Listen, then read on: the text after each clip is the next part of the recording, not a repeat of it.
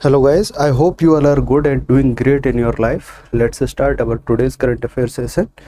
देखते हैं कि आज कौन सी न्यूज़ एग्ज़ाम के लिए इम्पोर्टेंट है, कौन ऐसा करंट अफेयर क्या एग्ज़ाम में पूछा जा सकता है।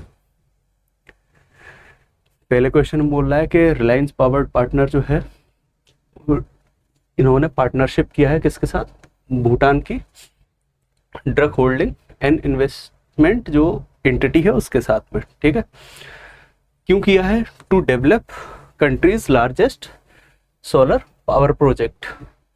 अब एक्स दिया है और एक्स में पूछ रहा है रुपीस के बारे में। ठीक है, कि कितना इसका पूरा का पूरा बजट रहेगा इन करोड़। ठीक है, जॉइंट वेंचर है एंड ये प्रोजेक्ट कितने मेगावाट का होगा। ठीक है, तो क्वेश्चन में एक्स और वाई के वैल्यू हमको पता करने हैं गिवन ऑप्शन के थ्रू। ठीक है, तो पूरा जो प्रोजेक्ट है उसका जो अमाउंट है उस पर जितना खर्च होगा वो है 2000 करोड़। ठीक है, और कितने मेगावाट का बनाएंगे तो 500 मेगावाट का प्रोजेक्ट बनाने की बात कर रहे हैं। ठीक है,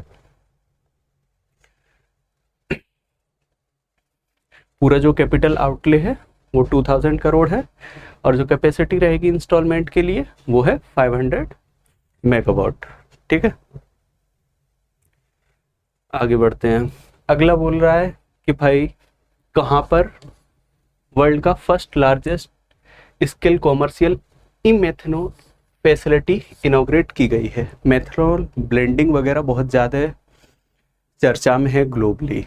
रीज़न है कि तुमको एज अ सब्स्टिट्यूट यूज़ करने को जो चीज़ मिल रही है। ठीक है, मेथनॉल ब्लेंडिंग के लिए तुम शुगर का भी यूज़ करते हो, राइस का भी यूज़ करते हो। अभी कुछ दिन पहले हम लोगों ने देखा था कि कैबिनेट जो अपनी कमेटी है उसने राइस के लिए भी अलाउ कर दिया था कि मेथनॉल ब्लेंडिंग में ऑलमोस्ट शायद 16 के करीब टन जितना था उतना राइस अलाउ किए थे कि भाई इसका तुम मेथनॉल ब्लेंडिंग कर सकते हो। ठीक है, तो उसी को देखते हुए डेनमार्क में वर्ल्ड का पहला और लार्जेस्ट स्केल कॉमर्शियल ई मेथनॉल इनॉग्रेट किया जा रहा है। मेथनॉल पता है ना तुम लोगों को, C2H5OH। ठीक है, इसको कभी कभी ऐसे भी लिखते हैं CH3CH2OH, पर अगर सही से देखना हो तो यूं कर देते हैं, इधर OH, ये H रहेगा तुम्हारा, ये H, ये H, ये H और इधर एक H। ठीक है, इस तरह से।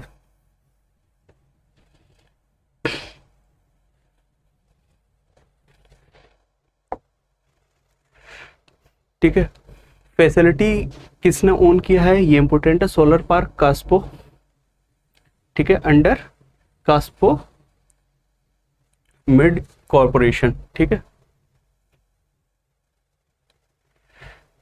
आगे देखते हैं। अगले में बोल रहा है कि विच of the following countries joint China's belt road initiative. सबसे पहले तो इम्पोर्टेंट ये है कि अगर चाइना, क्योंकि एशिया में अगर तुम देखोगे तो उस पूरे रीजन में साउथ ईस्ट एशिया हो गया, एशिया, ये वाला पूरा रीजन जो है इसमें एक सुपर पावर ही है इस वाले रीजन में। तो अगर चाइना के साथ कोई भी कंट्री जुड़ता है तो वो न्यूज़ अपने आप इम्पोर्टेंट हो जाती है। और चाइना का जो वन रोड इनिशिएटिव है, BRI का जो इनिशिएटिव है, one belt one road initiative, ये इम्पोर्टेंट इंडिया के पर्सपेक्टिव से भी बहुत ज़्यादा है क्योंकि इंडिया खुद इसको काउंटर करना चाहता है। ठीक है, क्योंकि इसके थ्रू चाइना अपने टेरिटरी जो है उसको एक्सपेंड भी कर रहा है जियोपॉलिटिकली अगर तुम देखो तो। ठीक है, तो ये इम्पोर्टेंट है। ये खुद BRI का जो इनिशिएटिव है चाइना ने ये 2013 में शुरू किया था और अभी फिलहाल कोलंबिया जो है वो इसको ज्वाइन किया है। ठीक है, कोलंबिया ने ज्वाइन किया है। ठीक, 2013 में इसको शुरू किए थे। आगे है याला ग्लेशियर जो है वो कहाँ लोकेटेड है। याला ग्लेशियर जो है वो नेपाल में लोकेटेड है और इसको डेड ग्लेशियर घोषित कर दिया गया है। ठीक है, ग्लेशियर खत्म हो गया। बहुत बार हम न्यूज़ में देखते हैं due to global warming glaciers जो हैं वो मेल्ट हो रहे हैं, और जब वो मेल्ट हो रहे हैं तो पूरा का पूरा जब उनसे आइस कवर हट जाएगा तो इस तरह से नीचे जो है वो केवल या तो तुमको स्टोन्स मिलेंगे, ये सारी चीज़ें। और ग्लेशियर जब भी मेल्ट होता है ना तो बहुत सारी हार्मफुल गैसेस वगैरह भी रिलीज होती हैं, ठीक है। वो भी दो ग्लोबल वार्मिंग के जो पूरे की पूरी प्रोसेस है उसको इंक्रीज कर देती है, एज अ कैटलिस्ट ही काम करती हैं। तो जब पूरा का पूरा ही आइस कवर हट जाता है किसी ग्लेशियर से तो उसको डेड ग्लेशियर बोला जाता है, ठीक है। तो याला ग्लेशियर जो है वो नेपाल में है और ये डेड हो चुका है, ठीक है। अब दूसरी चीज ये है कि जब याला ग्लेशियर की बात चल रही तो ये हिंदकुश रीजन में है। अब तुमसे एग्जाम में ये भी पूछा जा सकता है कि हिंदकुश रीजन के कितने कंट्रीज हैं, या हिंदकुश रीजन में कितने कंट्रीज आते हैं, या तुमसे हिंदकुश की लोकेशन ही पूछ लेगा, ठीक है। तो इसको तुम ऐसे भी देख सकते हो।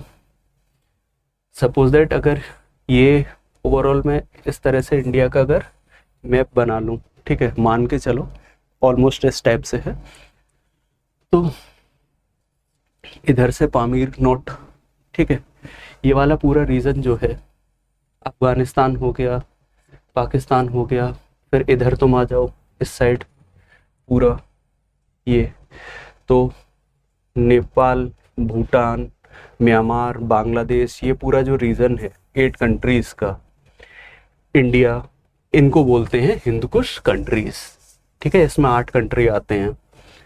अब बहुत जगह तुमको 12 आ रहा है ये सब मिलेगा, लेकिन अगर तुम प्रॉपर साइट पे जाओगे तो तुमको 8 मिलेंगे, ठीक है। Afghanistan, Bangladesh, Bhutan, China, India, Myanmar, Pakistan, Nepal, ठीक है।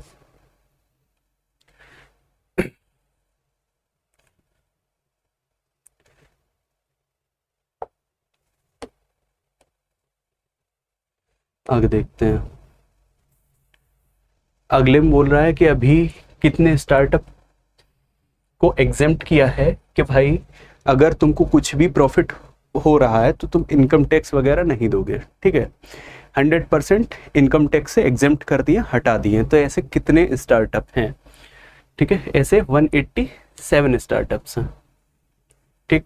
और तुमसे ये भी पूछा जा सकता है कि इनकम टैक्स एक्ट 1961 के किस सेक्शन के अंडर गवर्नमेंट इस तरह के डिसीजन लेती है, तो वो सेक्शन 81 AC, ठीक है। आगे आ जाओ, यही एक्सप्लेनेशन है तुम्हारा। Department for promotion and industry and internal trade, DPIIT जो है उसने अप्रूव किया है 187 स्टार्टअप्स जिनको इनकम टैक्स से एग्जेम्प्ट कर दिया, और वो इनकम टैक्स से एग्जेम्पशन कितने % तक है, 100% तक है, ठीक है।